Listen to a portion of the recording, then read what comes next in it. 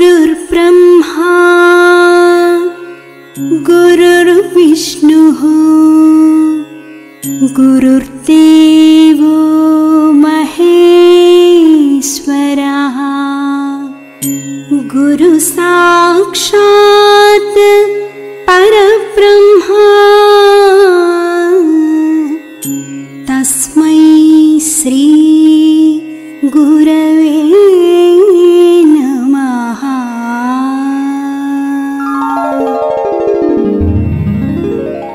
ఓం ఈశ్వర, నీవు అనంతుడవు, అనుపమానుడవు. ఆకాశము వలె నిండి, గాలి వలె వ్యాపించి, భూమి వలె చరాచర భూతకోటిని మోయుచున్నాడవు. సూర్యుని వలె జగజ్జాలములను వెలిగించుచున్నాడవు. నీకంటే ఘనులు గాని, పూజ్యులు గాని, పవిత్రులు గాని ఎవ్వరునూ లేరు. ఓ స్వామి, నీ మహిమ, నీ శక్తి, నీ వైశాల్యము, నీ లోతు, నీ సర్వజ్ఞత్వము తెలిసిన వారెవరునూ లేరు. నీవు సృష్టి, స్థితి, లయములకు మూలమై జ్ఞాన అజ్ఞానములు, కలిమి లేములు, ఘనాధికములు, బంధమోక్షములకతీతమైన నీ నిజతేజము ఎల్ల మానవ జీవకోటికిని ఆధారభూతమై ప్రకాశించుచున్నది. ఓ స్వామి, నిన్ను నమ్మిన వారు నశించరు. నిన్ను ధ్యానించు వారికి దుఃఖములు లేవు. నిన్ను మనస్సులో నుంచు వారికి భయము లేదు. మేము పామరులము, దీనులము, నీవే దిక్కని నమ్మియున్న భక్తులము. మా భారము కర్ణధారుని వలె నీపై వేసికొని, మమ్ము మాయలయందును, పాపములయందును, హింసలయందును పోనీయక, నీ తత్ప్రతిపాదకంబైన మహావిశ్వమునందు సర్వదా నిలిపి, నీ దయయను సర్వసేచనమున మమ్ము పునరుద్ధరించి, మా కష్టములను దీర్చి, మా అజ్ఞానమనే చీకటిని తొలగించి, మా పొరపాట్లు మన్నించి, మమ్ము అన్ని విధాలా కాపాడి సంరక్షింపుము తండ్రి.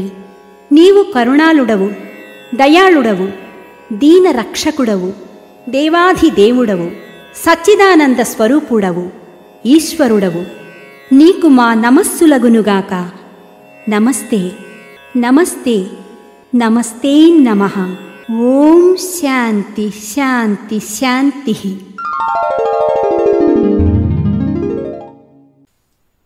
రసస్వరూపులు శ్రీ విశ్వవిజ్ఞాన విద్య ఆధ్యాత్మిక పీఠ పూర్వ పీఠాధిపతులకు, మహాశక్తి స్వరూపులైన అమ్మగారులకు నా హృదయపూర్వక సాష్టాంగ నమస్కారములు.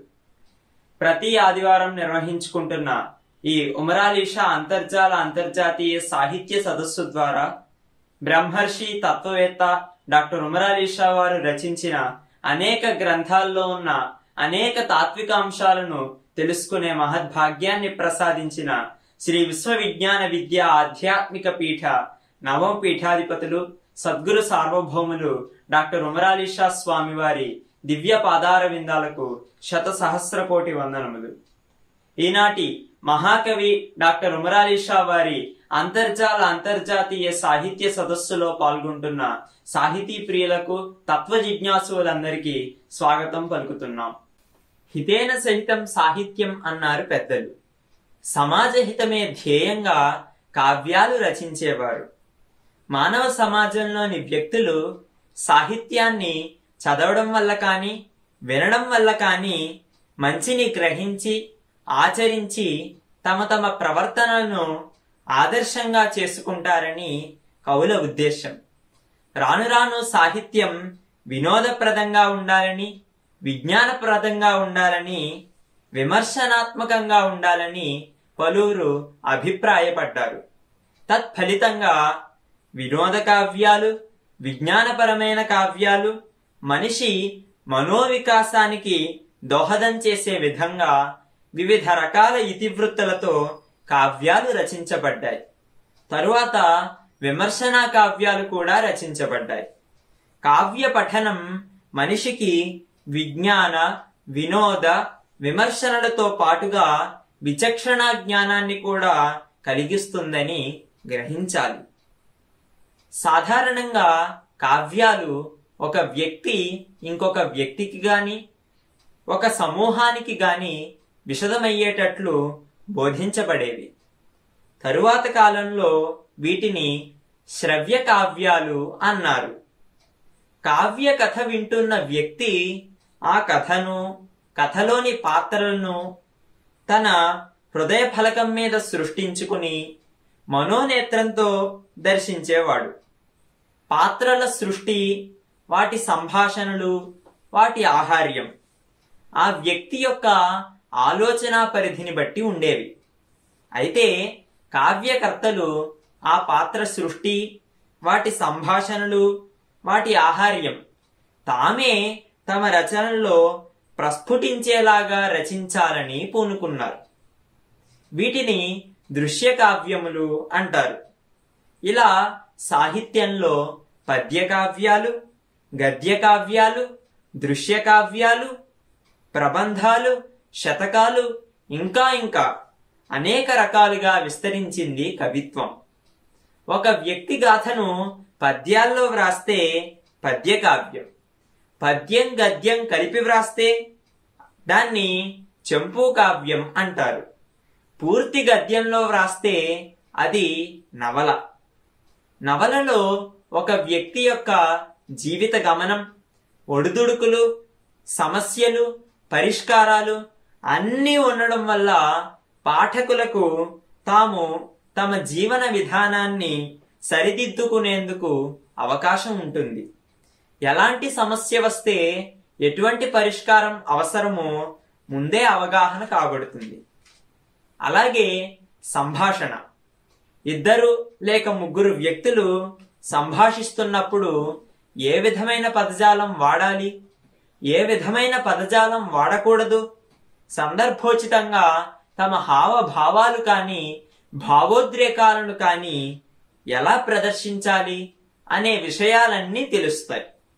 ఈ విషయాలను తెలియజేస్తూ సంభాషణాత్మకంగా వ్రాసిన దాన్ని నాటకం అంటారు.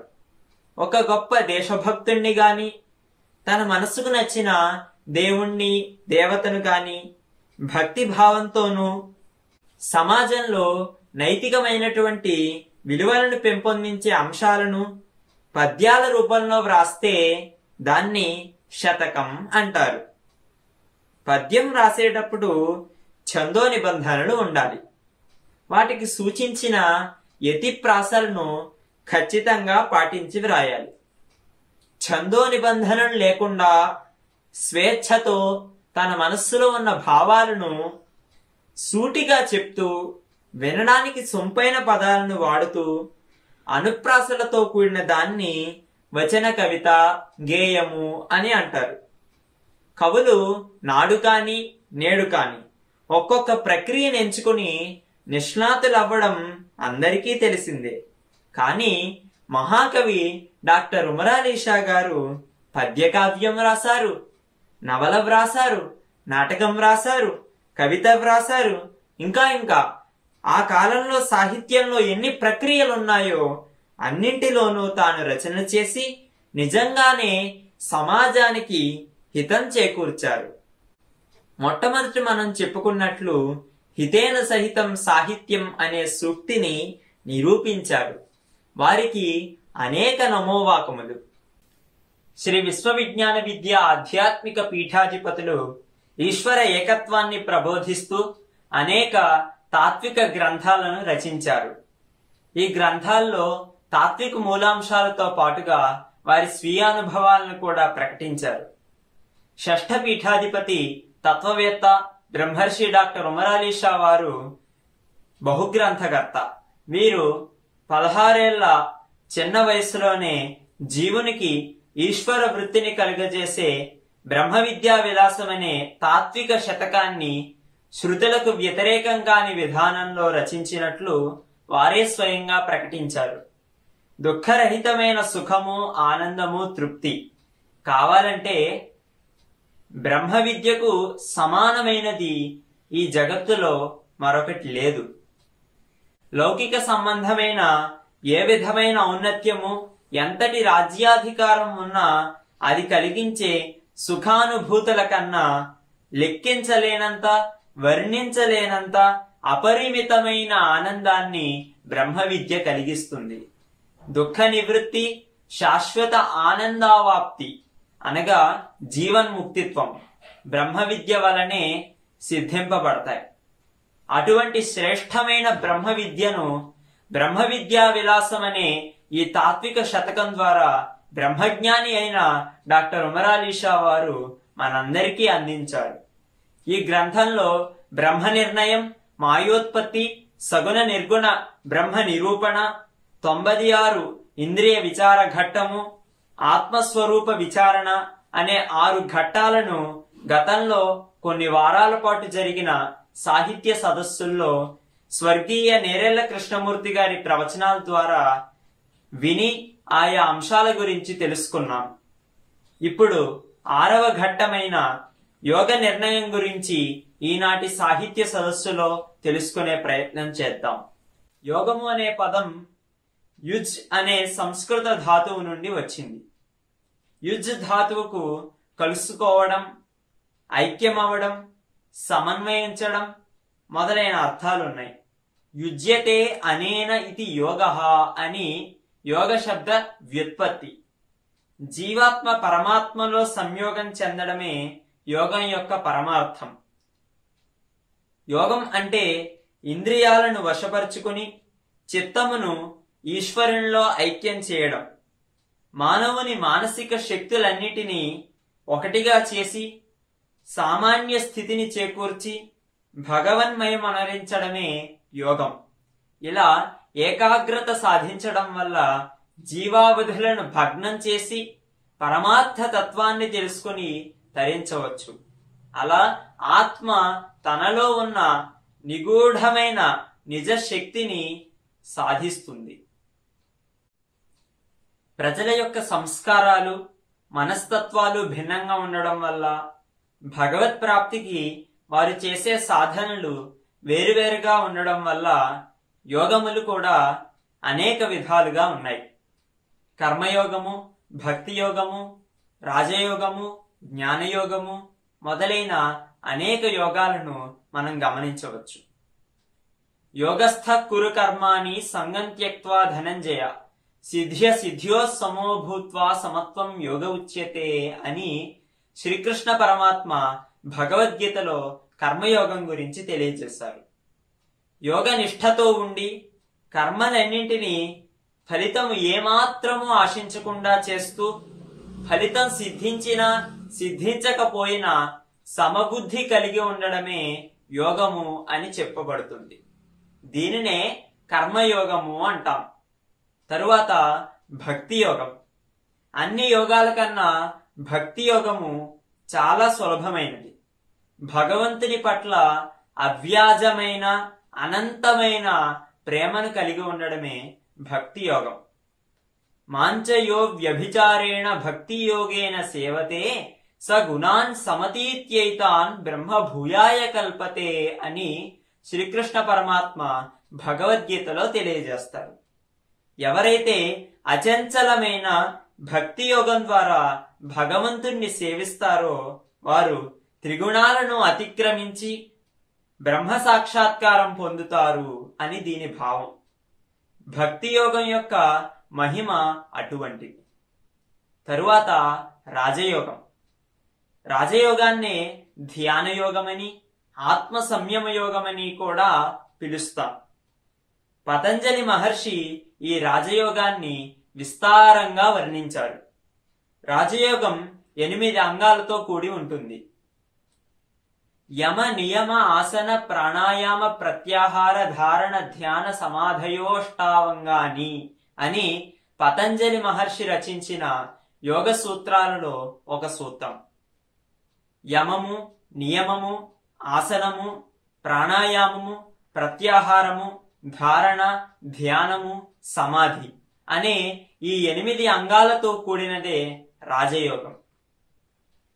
పతంజలి మహర్షి యోగ సూత్రాల ప్రకారం యోగశ్చిత్తవృత్తి నిరోధ అంటే చిత్తవృత్తులను నిరోధించడమే యోగము అని పతంజలి మహర్షి చెప్తున్నారు. ఆత్మ సంస్థం మనఃకృత్వా నకించిదపి చింతయేత్ అని భగవద్గీత తెలియజేస్తుంది. మనస్సును ఆత్మయందు నెలకొల్పి బాహ్య విషయాల గురించి చింతించకుండా ఉండడం, ఇదే ధ్యాన యోగము లేదా ఆత్మ సంయమ యోగము. ఇక తరువాత జ్ఞానయోగము. జీవుడికి దుఃఖం దేని వల్ల కలుగుతుంది అంటే ఈ శరీర పరిగ్రహణ వల్ల. ఈ శరీరం దేని వల్ల కలిగింది అంటే కర్మల వల్ల. కర్మలు రాగాదుల వల్ల, రాగాదులు అజ్ఞానం వల్ల. మరి అటువంటి అజ్ఞానాన్ని ఎలా తొలగించుకోవచ్చు అంటే జ్ఞానం ద్వారా ఆ అజ్ఞానాన్ని తొలగించుకోవచ్చు. కాబట్టి జీవుడికి దుఃఖరాహిత్యం జ్ఞానం వల్లనే సిద్ధిస్తుంది. తన స్వరూపాన్ని మర్చిపోవడం వల్ల బంధం, తిరిగి తన స్వరూపాన్ని జ్ఞప్తికి తెచ్చుకోవడం వల్ల మోక్షము కలుగుతాయి. ఈ విధమైన స్వస్వరూపానుసంధానమే జ్ఞానము అని చెప్పబడుతుంది. శ్రద్ధావాన్ లభతే జ్ఞానం తత్పర సంయతేంద్రియ జ్ఞానం లబ్ధ్వా పరాం శాంతిం అచిరేణాధిగచ్చతి అని గీత. శ్రద్ధ కలిగిన వాడు జ్ఞానాన్ని పొందుతాడు. ఇంద్రియం నిగ్రహం చేసుకున్నవాడై జ్ఞానాన్ని పొందినవాడు అతి త్వరగానే పరమశాంతిని పొందగలడు అని దీని భావం. మోక్షం పొందడానికి కర్మయోగము, భక్తి యోగము, రాజయోగము, జ్ఞానయోగము, ఈ యోగాలన్నీ కొంత కొంత మోతాదులో అవసరమే. ఏ ఒక్కదానిని విడిచిపెట్టడానికి వీలు లేదు. కర్మయోగం ద్వారా పవిత్రత, భక్తి, ధ్యాన యోగాల ద్వారా ప్రకాశము, జ్ఞానయోగం ద్వారా ఐక్యము సిద్ధిస్తాయి. అలా అన్ని యోగాల విజ్ఞానము సాధకులకు ఆవశ్యకం.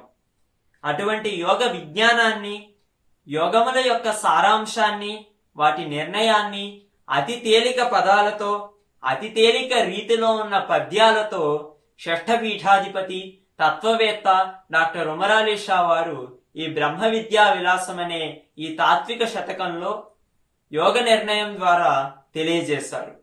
ఈనాటి సదస్సులో యోగ నిర్ణయంపై జరిగే విశ్లేషణ కార్యక్రమంలో శ్రీ నేరెళ్ల కృష్ణమూర్తి గారు తెలియజేసే విషయాలను, వారి వివరణను విని యోగ నిర్ణయం గురించి తెలుసుకునే ప్రయత్నం చేద్దాం.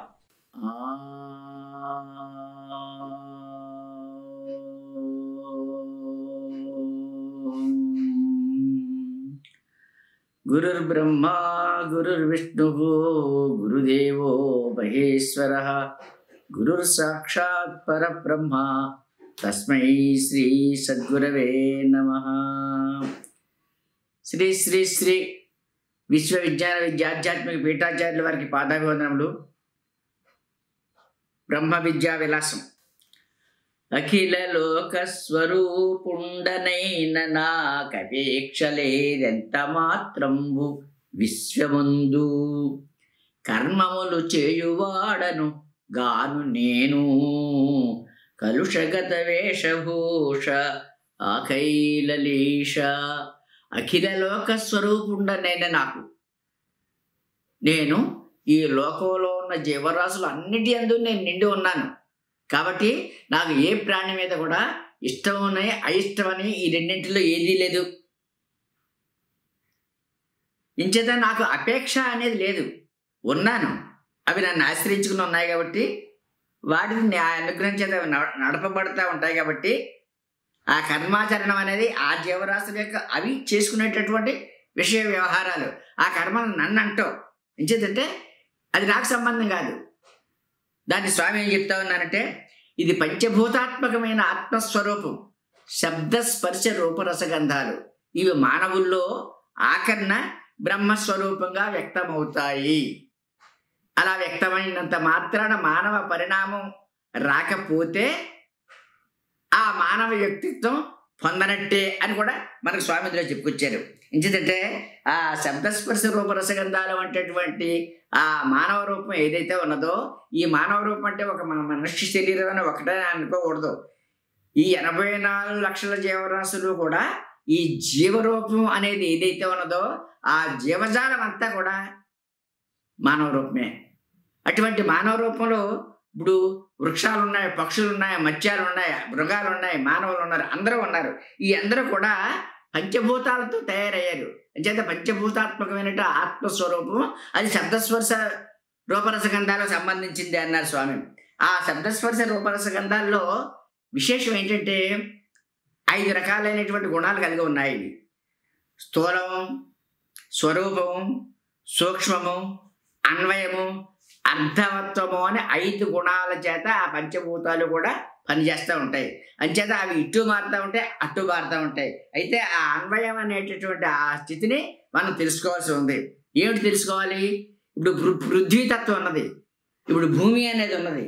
ఆ భూమి అనేది ఉన్న ఏ తత్వం అయితే ఉన్నదో అది శబ్దస్పర్శ రూపరసాలు గంధాలు అంటే పంచభూతాలు 5 కలిసి ఈ పృథ్వీతత్వం అనే స్థూలం ఏర్పడింది. ఈ స్థూల శరీరం పృథ్వీతత్వం అనేది శబ్దస్పర్శ రూపరసగంధములు 5 కలిసినప్పుడు అది స్థిరత్వం, అది కఠినమైంది. జలతత్వం భూమి తర్వాత జలం కదా. ఈ నీటి తత్వం ఎలా ఉంటుందంటే శబ్దస్పర్శ రూపరసముల 4 తత్వాలతో కూడా 4 తత్వాలతో ఈ జలతత్వం తయారైంది. శబ్దస్పర్శ రూపాలు 3తో అగ్నితత్వం తయారైంది. శబ్దస్పర్శలతో వాయుతత్వం తయారైంది. శబ్దం అనే ఒక్క గుణం చేత ఆకాశతత్వం తయారైంది. ఈ 5 కలిసి ఈ రకమైనటువంటి విషయాల్లో ఇవి చేరుస్తూ ఉంటాయి. అంచేత ఈ భూమి అనేది స్వరూపంలో ఎలా ఉన్నది? ఈ భూమి అనేది కఠినంగా ఉన్నది. అదే స్వరూపంలో జలం అనేది ద్రవ్యభూతంగా ఉన్నది. అదే విషయంలో అగ్ని అనేది ఉష్ణత్వంగా ఉన్నది. అదే విషయంలో వాయువు అనేది ప్రేరకత్వంగా ఉన్నది. అదే విషయంలో ఆకాశం అనేది విశాలమైనటువంటి వ్యాపించేటటువంటి తత్వంగా ఆకాశతత్వంగా ఉంది. ఈ 5 కూడా ఇవి కలుస్తూ ఉంటాయి, వెలుస్తూ ఉంటాయి. అంచేత స్వామి శాతత్వంలో చెప్తారు, శబ్దస్పర్శ రూపరసగంధాలు వంటి పంచభూతాల్లో ఉన్న ఆత్మీయ స్వరూపం అది మానవుల్లో వ్యక్తమైన వాటి పరిణామం విస్తరింపజేసి అభౌతికంగా మారి పంచభూతాలలో మిళితమైనప్పుడు దాని యొక్క లీనమే విశ్వరూప పరిణామం అన్నారు. అదే శ్రీకృష్ణ పరమాత్మ, అదే మహాత్మ ప్రవక్త, అదే మన స్వామి. ఇంచేత మన స్వామివారు ఆ శ్రీకృష్ణ పరమాత్మ మహమ్మద్ ప్రవక్త అనేవారు ఏ రకమైనటువంటి మహిమాన్వితమైన రహస్యం గ్రహించి ఉన్నారో మన పీఠాధిపతులు కూడా ఆ ఈశ్వర సంభూతమైనటువంటి మహా తేజస్సుని గ్రహించి శిష్యులు ఇచ్చేటటువంటి విషయంగా వీరు కూడా ఉన్నారు. కాబట్టి ఆ మహిమాన్వితమైన రహస్యంలో ఎప్పుడైతే ఉన్నదో ఈ విశ్వరూప పరిణామం అనేది వారు మనకు ఏ క్షణమైనా ఇవ్వగలిగేటటువంటి శక్తి సంపన్నులు. కాబట్టి ఇప్పుడు మన పీఠాధిపతులు కూడా తత్వవేత్తలు. అంటే శ్రీకృష్ణ పరమాత్మ మహమ్మద్ ప్రవక్త ఏ రకంగా తత్వవేత్తలు అయ్యారో మన పీఠాధిపతులు కూడా తత్వవేత్తలు అనేటటువంటి విషయాన్ని మనం తెలుసుకున్నప్పుడు అఖిలలోక స్వరూపుండనైన నాకు అంటే అన్ని జీవరాశుల్లోనూ ఏ మహాతత్వం అయితే అంటే ఈ ప్రపంచానికి ఆధారం అనేది పరమార్థం. ఆ పరబ్రహ్మ తత్వం అనేది ఏదైతే ఉందో అది జీవరూపం. ఆ పరబ్రహ్మం అనేటటువంటి జీవరూపంలో ఉన్నటువంటి 84 లక్షల రూపాలు కూడా ఆ ఈశ్వరుని చేత నియమింపబడి తయారు చేయబడి నడిపింపబడతా ఆయన చేత ఆయన అధ్వర్యంలో ఆయన చూస్తూ ఉండగా ఆయన కళ్ళ ముందే ఆయన చూస్తూ ఉంటారు. కాబట్టి ఆ రకమైనటువంటి రహస్యం దేన్ని అంటనటువంటి స్థితిలో ఉన్న ఆ ఈ జీవరూపం నుంచి నువ్వు ఆ ఈశ్వర తత్వానికి నీవు పరిణామం పొందవలసిందిగా ఉన్నది అని స్వామివారి మనకి ఈ పద్యంలో తెలియజేసినటువంటి విషయం. మానసాది దశేంద్రియ మహదహంకృతులు మానసాది దశేంద్రియ మహదహంకృతులు శరీర గుణత్రయముల నెల్ల జూచు తెలివియే చిత్కళా సూర్యుడగును కలుషగత వేషభూష కైలలేష. ఈ పద్యంలో మనకు స్వామివారు తెలివి అనేటటువంటి విశేషాన్ని మనకు తెలియపరుస్తూ ఉన్నారు. ఇది మానసాది దశేంద్రియ మహదహంకృతులు శరీర గుణత్రయములనల్లా జూచు తెలివియే. మనలో ఈ శరీరంలో అన్నిటినీ తెలుసుకునేటటువంటిది ఒక తెలివి అనేది ఒకటి ఉన్నది సుమా. అది ఎలాగా మానసాది అంటే మనస్సు మొదలుకొని జ్ఞానేంద్రియాలు, కర్మేంద్రియాలు, అంతరింద్రియాలు అనేటటువంటి ఈ దేహం దగ్గర నుంచి సమస్తమైనటువంటి క్రియలు ఆచరించేటటువంటి విధానాలు అన్నీ కూడా తెలుసుకునేటటువంటి దాని తెలివి అని నామకరణం. అటువంటి తెలివి దేనికి సంబంధించింది? చిత్కళా సూర్యుడగును. ఆ తెలివి ఈ శరీరంలోనే ఉన్నది, శరీరానికి సాక్షిగానే ఉన్నది, కానీ శరీరం మాత్రం కాదు. అది తెలివి. ఈ తెలివే నిన్ను నియమించి నడిపించేది. ఈ తెలివి నీ కంటితో చూసి కాలితో నడిపించేటటువంటి వ్యవహారంగా ఏదైతే ఉన్నదో, ఇప్పుడు మనం ప్రయాణం చేస్తా ఉన్నాం అనుకోండి, ఒక వాహనం మీదే ప్రయాణం చేస్తా ఉన్నాం, మన దృష్టి ఎక్కడ ఉంటుంది? రోడ్డు మీద ఉంటుంది. ఆ రోడ్డు మీద మనకి ఒక లైన్ కనిపిస్తూ ఉంటుంది. ఆ లైన్ ఒకటి మనం ప్రయాణం చేస్తూ ఉంటాం. అట్టి మాదిరిగా తెలుసుకునేది ఏదైతే ఉందో దానికి తెలివి అన్నారు. ఆ తెలివి చిత్కళా సూర్యుడగును అన్నారు.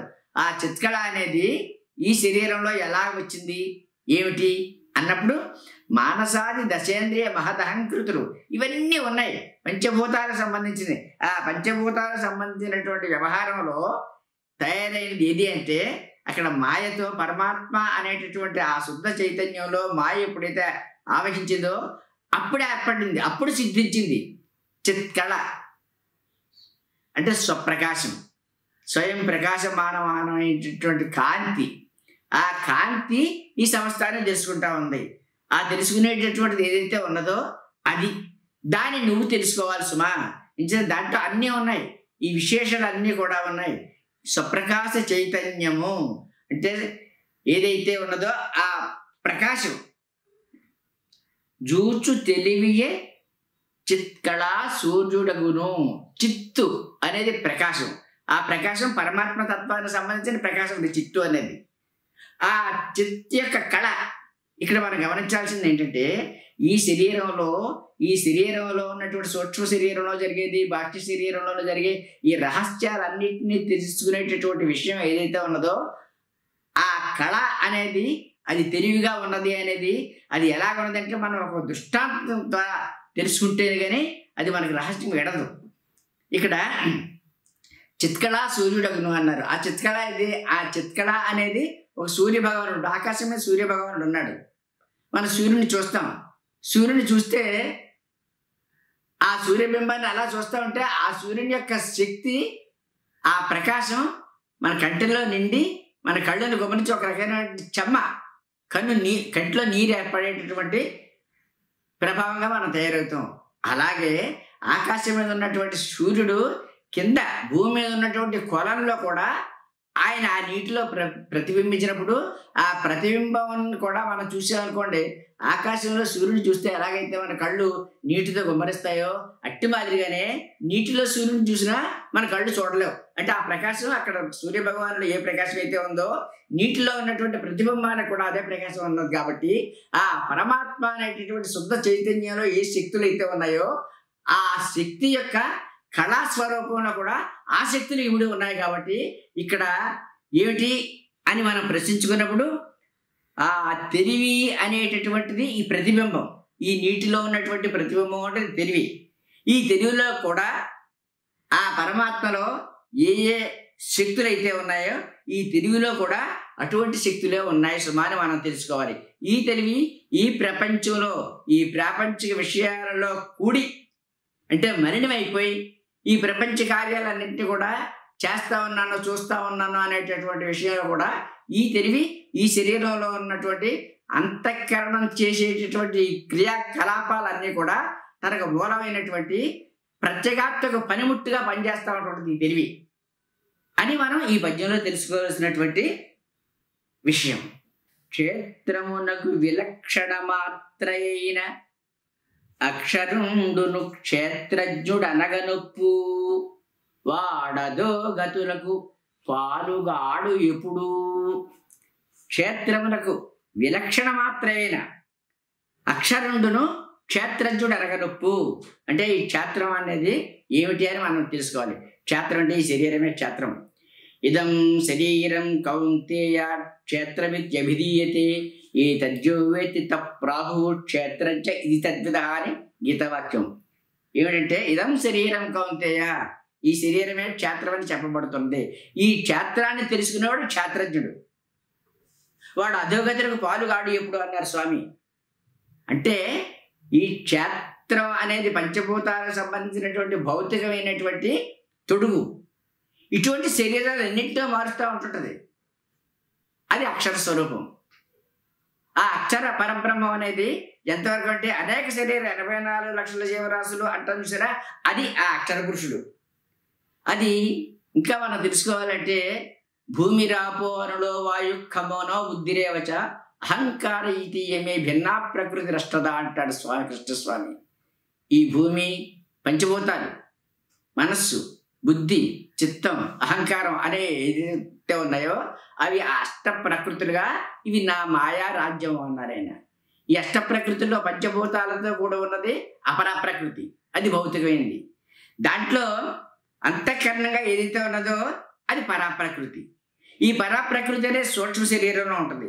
ఈ సూక్ష్మ శరీరం అనేది అనేక జన్మల వరకు సూక్ష్మ శరీరం ఉన్నది. ఇప్పుడు మన స్వామిని ఆశ్రయించింది ఏంటంటే ఆ సూక్ష్మ శరీరం అనేటటువంటి లింగ శరీర భంగం అయ్యే వరకు మనం స్వామిని ఆశ్రయించి ఉండాలి. లింగ శరీర భంగం ఎప్పుడైతే అయిపోయిందో నీకు పరమాత్మకు నీకు అడ్డు లేదు. సాక్షాత్ పరమాత్మ అనేటటువంటి స్థితికి నీవు సరిపోతావు. ఈ సూక్ష్మ శరీరమే నిన్నట్టు చూడనివ్వడం లేదు. ఆ చూడనివ్వడం లేదు అనేది ఏదైతే ఉందో అది అపరే అమితస్త్వన్యాం ప్రకృతిం విధిమే పరాం జీవభూతాం మహాబాహో ఏదం దార్యదే జగత్తు అంటాడు. అపరే అమితస్త్వన్యాం ప్రకృతిం విధిమే పరాం. ఈ స్థూల ప్రపంచంలో ఈ స్థూల శరీరంతో ఈ కార్యకలాపాలన్నీ సాగించేటటువంటి ఈ తొడుగు కంటే వేరే ఉన్నది, అది జీవరూపమై ఉన్నది.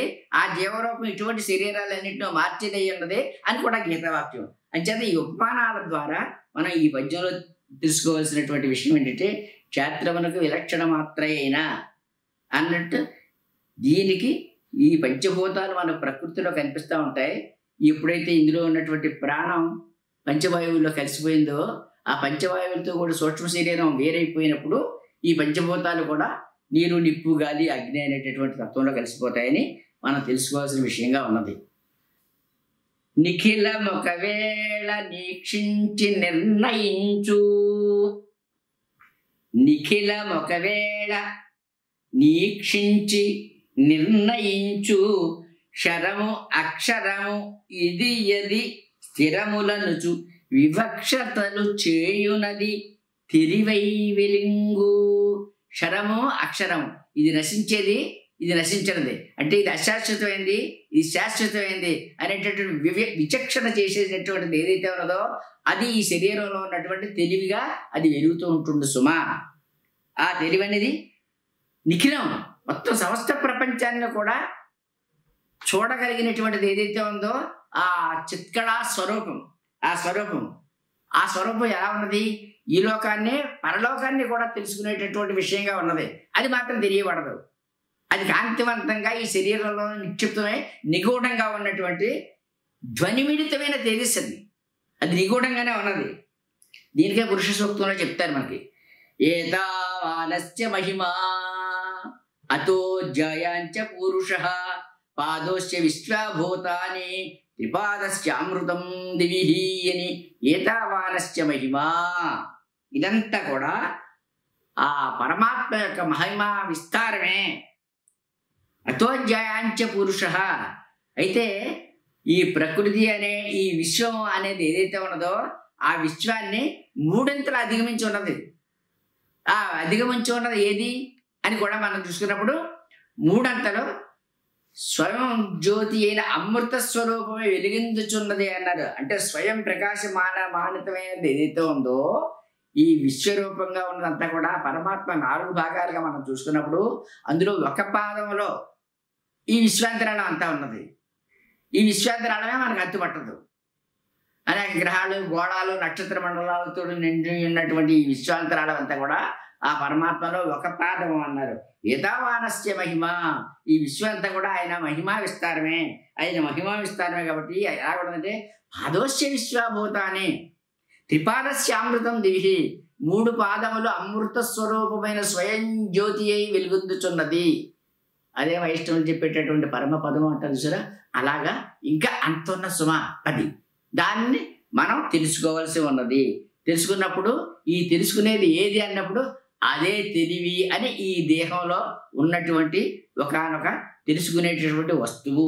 ఆ వస్తువు కూడా ఒకానొకప్పుడు ఈ తెలుసుకుని పరమాత్మ సాన్నిధ్యానికి ప్రవేశమైనప్పుడు కూడా ఆ పరమాత్మ అనేటటువంటి అనంతత్వం, ఆ దివ్యతత్వంలో, దివ్యకాంతిలో విరిగిపోయేటటువంటి ఇది కూడా ఒక కాంతిగా అందులో లీనమైపోయేటటువంటి తత్వంగా నీవు తెలుసుకోవాల్సి ఉన్నది సుమా. ఇది మనకు తెలియజేసినటువంటి రహస్యం. మొదలు రేచక పూరకములకు 2 హంసనాద కళాతీతుడహమటంచు బలుకు నోంకారమది తెలివై వెలుంగు కలుషగత వేషభూష కైలలీష.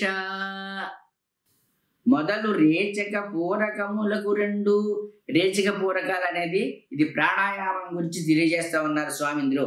హంసనాద కళాతీతుడు అహమటంచు, హంస ఉచ్ఛ్వాస నిశ్వాసలుగా ప్రయాణం చేసేటటువంటిది హంస సూత్రం అనేది ఒకటి ఉన్నది సుమా. అది సూక్ష్మ శరీరంలో సూక్ష్మాంతర్గతంగా ఉండి అది పనిచేస్తా ఉంది దేహంలో. దానికి కూడా అతీతమైనటువంటి స్థితిలో ఏదైతే ఉందో అది తెలివి. హంసనాద కళాతీతుడహమటంచు, ఇవన్నిటి కూడా దాటి ఉన్నాను నేను అని బలుకు ఓంకారం, ఎంతవరకు కూడా ఓంకారం వరకు కూడా తెలుసుకునేటటువంటి స్థితి ఏదైతే ఉన్నదో అది తెలివి. మరి ఈ ఓంకారం ఎలా ఉన్నదంటే ఇది 4 పాదములుగా కూడి ఉన్నది.